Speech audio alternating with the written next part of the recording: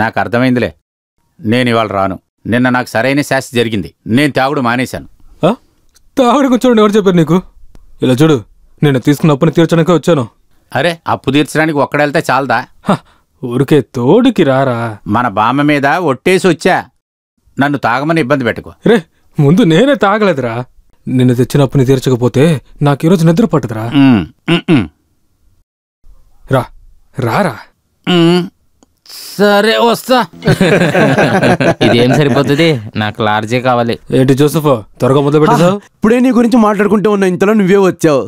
జోసన్న, ఏమైంది రాత్రి? ఏంటి ఓవరైందా? మరి కొంచెమేగా తాగింది. అవునవును, మీరు డ్రెస్ లేకుండానే ఆడారు. అది కిక్కెక్కి కాదు, బాగా ఉక్కపోసింది అందుకే. నేను ఎవరినైనా కొట్టానా? కొట్టలేదు, పంచాయతీ అధికారి చొక్కా పట్టుకున్నారు మీరు, అదే సమస్య అయింది. సరే, ఒక 90 ఇవ్వు. తోమా, జోస్కొక 90 ఇవ్వు. సరే, నేను మట్టికి ఎందుకు గమ్మునుండాలి? 90 కాదు 60. ఒక పని చేద్దాం, ఒక ఫుల్ తీసుకుందామా? ఫుల్ వద్దులే, తగ్గించొద్దు, తాగుడు కూడా ఆపొద్దు. చెయ్యి దొరదపడుతుంది. రండి రండి. ఇదిగో తీసుకో, తీసుకో బంగారు, ఇది నీకు. ఇదిగో ఇదిగో ఇదిగో, ఇది నీకు. ఇది బామ్మకి.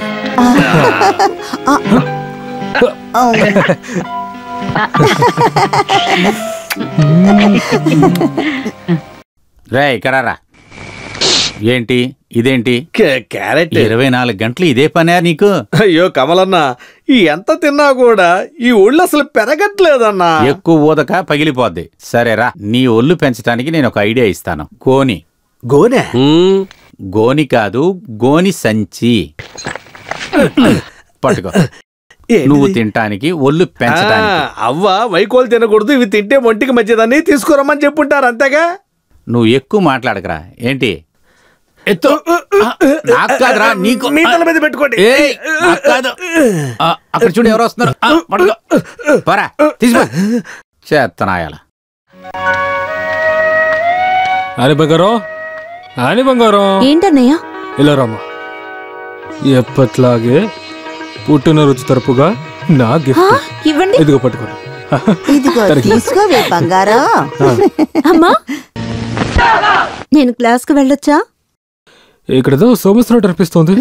సమస్య అంటే వద్దమ్మా, మనం తిరిగి ఇంటికి వెళ్ళిపోతాం. సమస్య ఏం లేదన్నయ్య, చిన్న సమస్య సాల్వ్ అయిపోతుంది. ఇలా చూడు, ఏ సమస్యలు తలదూర్చుకుంటా లోపలికి వెళ్ళిపోవాలి.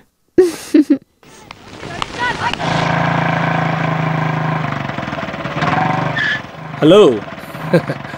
సరే వెళ్దాం. ఎక్కడికి? అన్నయ్య కంట పడకుండా నువ్వు నన్ను ఎక్కడికైనా తీసుకెళ్ళా. అయితే మీ అన్నయ్య జీప్ వెనకాల వెళ్దాం.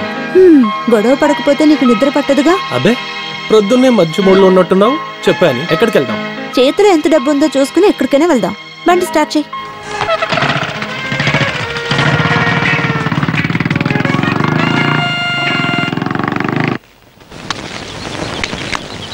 తర్వాత జోస్, ఒక 30-40 మంది కూలోళ్ళు కావాలి. ఇంకేం కావాలి? తర్వాత 4 కొబ్బరి చెట్లు పెట్టాలి. చాలా? ఇప్పుడు చాలు. నువ్వు ఒక పంచి ఆ లోడ్ ఎక్కించు. ఎక్కించక్కడ. సరే.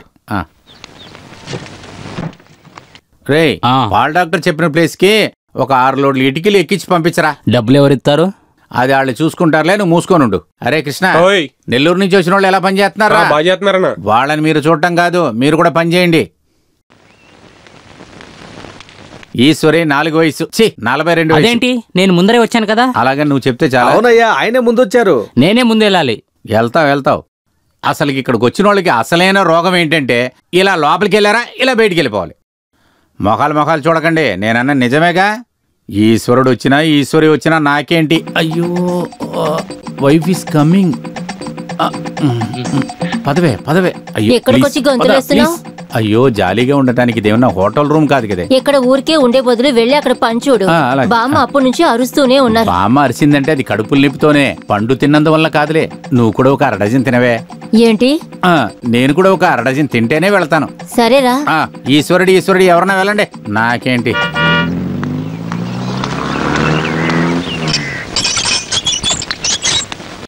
ఆ నెమలి మీదే ఉన్న పంచం, ఆ నెమలిలో ఉన్న అందం. నోట్లో పెట్టుకొని పాడండి. రే, తినడానికి ఏముందో చూడరా, నేను పాపకు పాట నేర్పిస్తున్నాను. అమ్మా, ఏంటి? తాలూకా ఆఫీస్ నుంచి వస్తున్నాను, మీకు నోటీస్ వచ్చింది. అక్కడ నాటకం వేస్తున్నారా ఏంటి? నీలిమా, అరే నీలిమా, ఈ నోటీస్ తీసుకొని ఇతనికి ఏం కావాలో ఇచ్చి పంపించు.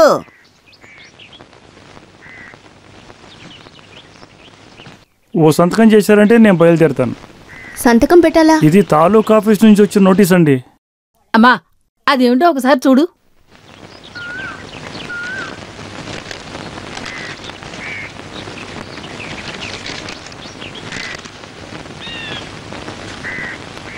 వెళ్ళొస్తాను.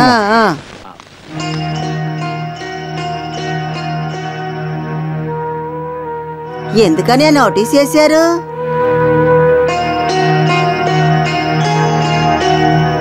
ఏంటమ్మా మాట్లాడు, నోటీసులో ఏముంది?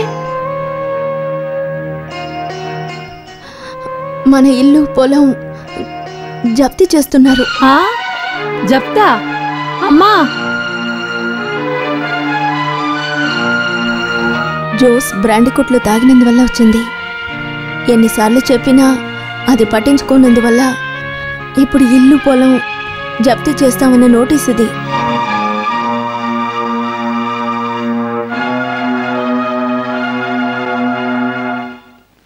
నేను ఇది నమ్మలేకపోతున్నాను. ఇది ఎలా జరిగింది? ఎంత ఆలోచించినా అంతు పట్టట్లేదు. నీతో ఎన్నోసార్లు చెప్పాను జోస్ ప్రవర్తన బాగోలేదని. అలా అనకండి, పాపం అందరి కోసం చాలా కష్టపడుతున్నారు. అవునవును, బాధ్యత లేని గాడిద. ఎందుకలా అంటున్నారు? నీకు తెలుసా, వీడు అప్పు చేసి మందు తాగుతున్నాడు. జప్తు అయిందంటే ఆస్తులన్నీ బయటకు పోతాయి. ఛే, ఇప్పుడేం చెయ్యాలి?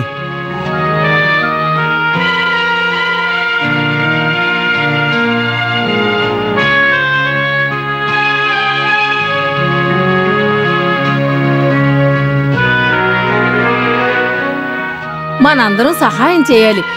తను ఒక్కడు ఇంత తక్కువ సమయంలో ఎక్కడి నుంచి తీసుకొస్తాడు? జోస్ రానివ్వు బామ్మ, ఏదో ఒక దారి ఖచ్చితంగా ఉంటుంది. సరే, తమ్ముడు రాని, అతనే సరిచేస్తాడు. జోస్ చేసింది చాలా తప్పు. మన ఇంటికి ఒక జప్తు నోటీస్ వచ్చిందంటే అది మన ఇంటికే మంచిది కాదు. ఊళ్ళో వాళ్ళు ఇష్టం వచ్చినట్టు మాట్లాడుకుంటారు. అటువంటిదేమీ జరగదు. ఆయన గురించి మీకు తెలుసు కదా, ఎవరికి ఈ విషయం తెలియకుండా చూసుకుంటారు.